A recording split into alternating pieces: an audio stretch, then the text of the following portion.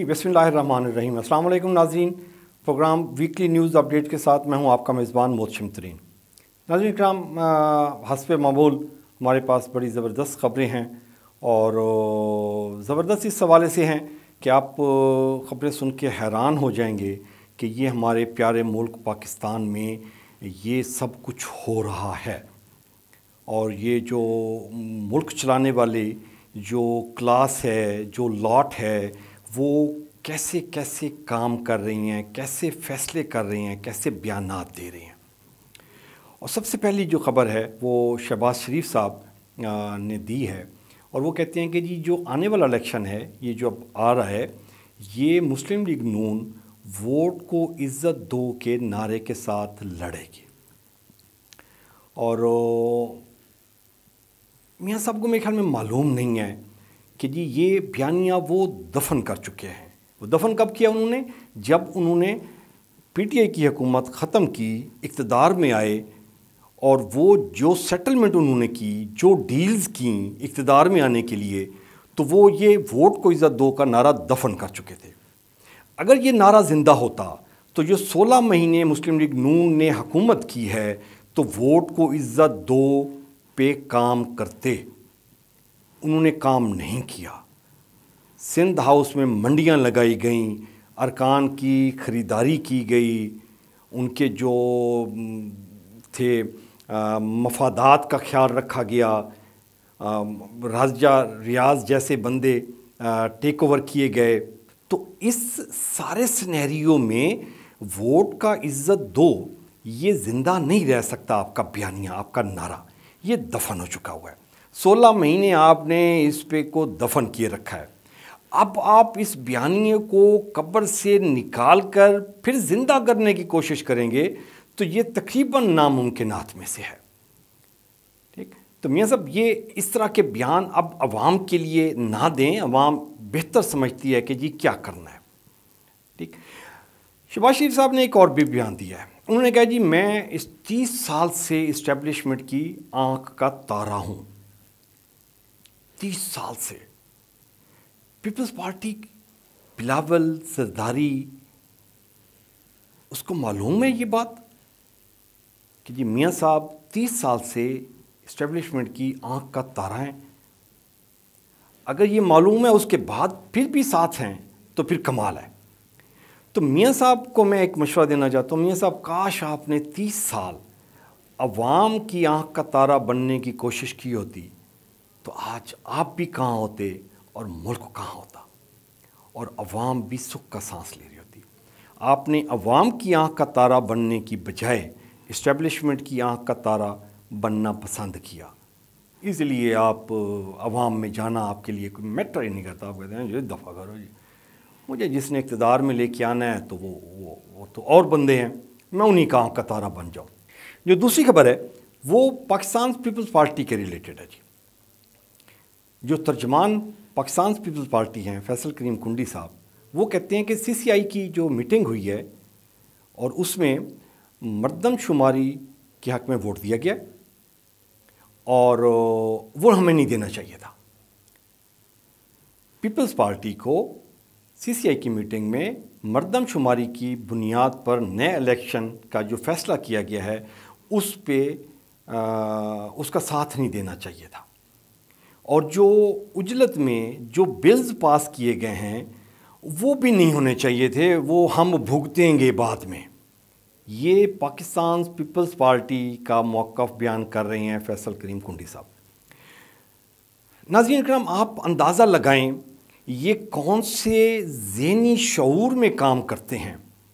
Meeting CCI की call हुई, उस पे एजेंडा दिया गया, पीपल्स पार्टी ने बैठ के फ़ैसला किया कि ये सीसीआई की मीटिंग हो रही है, इसमें ये चीज़ें डिस्कस होंगी, ये हमारे लिए क्या फ़ायदा मंद है, आवाम के लिए क्या फ़ायदा मंद है और ये कब इसकी प्राइस पे करनी पड़ेगी, इसकी प्राइस आवाम को पे करनी पड़ेगी, पीपल्स पार्टी को पे करनी पड़ेगी। तो ये सारे बैठ के इन्होंने डिसाइड किया कि हमने क्या करना है, वो कर लिया। मर्दमशुमारी की बुनियाद पर इलेक्शन के हक़ में वोट दे दिया, जिसकी वजह से इलेक्शन जो 90 दिन में होने थे वो अब 4 महीने और आगे चले गए।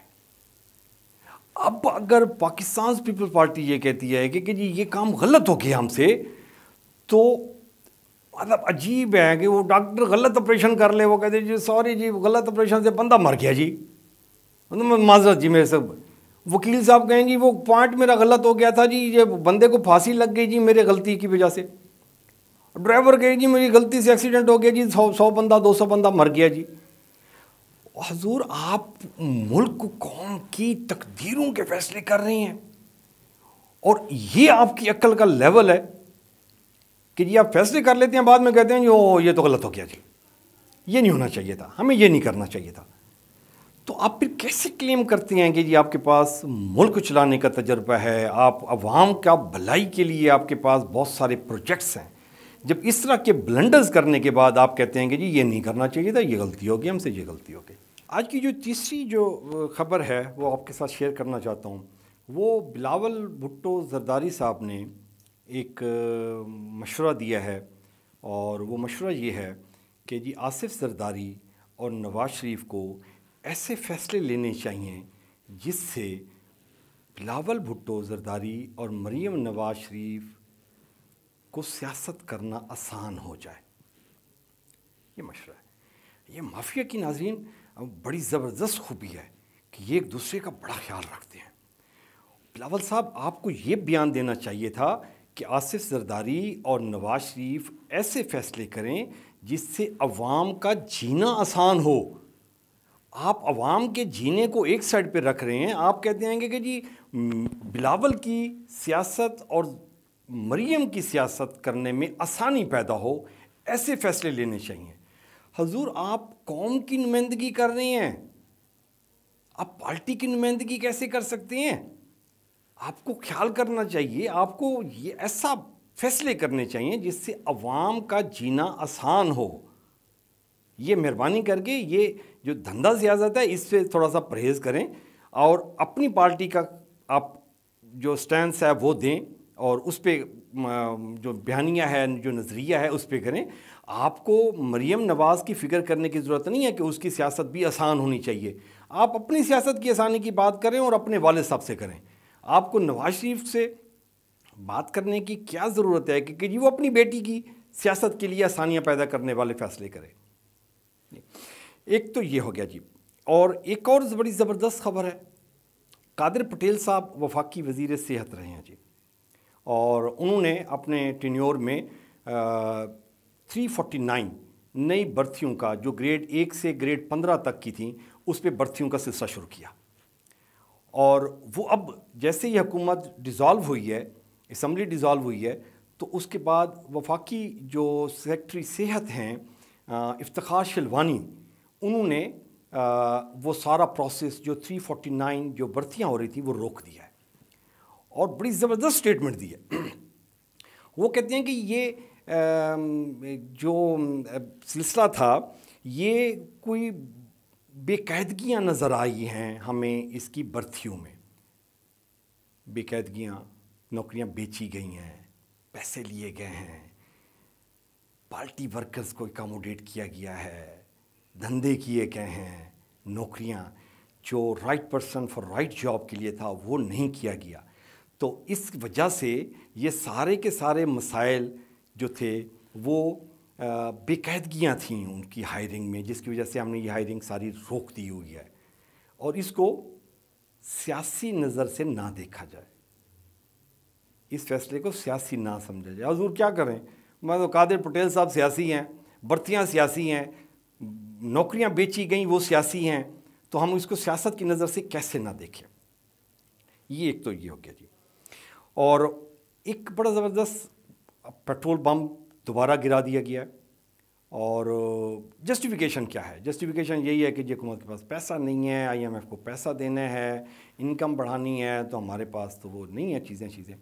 تو حضور آپ انکم بڑھانے کے لیے تو یہ سارے کام کر رہے ہیں، 14 اگست پہ جو سرکاری عمارت پہ پورے پاکستان میں جو چراغاں کیا گیا ہے وہ اربوں روپے کی اماؤنٹ تھی۔ ناظرین کرام، آپ نے کوئی ایسا گھر دیکھا ہے جو قرضے میں ڈوبا ہوا ہو، بھیک مانگ کے گزارا کر رہا ہو، اور گھر کے اوپر چراغاں کر رہا ہو۔ یہ ملک پاکستان ہمارا جو گھر ہے، اس کے جو سربراہان ہیں وہ یہ فیصلے کر رہے ہیں، بھیک مانگ رہے ہیں اور اربوں روپے کی لائٹنگ کر دی، چراغاں کر دیا کہ جی ہم آزاد قوم ہیں، گاڑیاں منگوا رہے ہیں، پیٹرول فری دے رہے ہیں۔ اور المیہ یہ ہے کہ جی جن کو پیٹرول فری ملتا ہے اور ان لمیٹڈ فری ملتا ہے، وہ پیٹرول کی پرائسز طے کر رہے ہوتے ہیں۔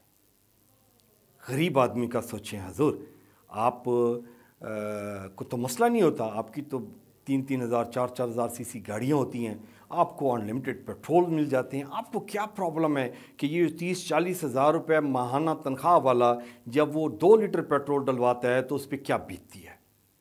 حضور کچھ مہربانی کریں، جو کرنے والے کام ہیں وہ کریں، اپنے ایکسپینسز کو دیکھیں، جو پوری پاکستان کی جو سرکاری مشینری میں وہ جو عذاب پیٹرول آپ فری بانٹ رہے ہیں اور اس کا جو چارجز ہیں وہ غریب عوام پہ ڈال رہے ہیں، تو یہ اس کو ٹھیک کر لیں آپ۔ گاڑیاں آپ نے 4,000 سی سی 3,000 سی سی گاڑیاں دی ہوئی ہیں، آپ دیں ان کو 800 سی سی 1,000 سی سی پہ، کیا عذاب پڑتا ہے؟ گاڑیاں چھوٹی کر لیں، پیٹرول کم کر لیں، گزارے والا کریں، کیونکہ یہ ہمارا ملک ابھی اسٹیبلش ہو رہا ہے۔ بھیک مانگنے میں آپ کو پھر پرابلم ہی نہیں ہوگی، مزے کریں جی، بھیک مانگیں، عیاشیاں کریں۔ ناظرین، یہ تھا آج کا پروگرام، مسلم کو اجازت دیجیے، اپنا اور اپنے پیاروں کا خیال رکھیے گا، اللہ نگہبان۔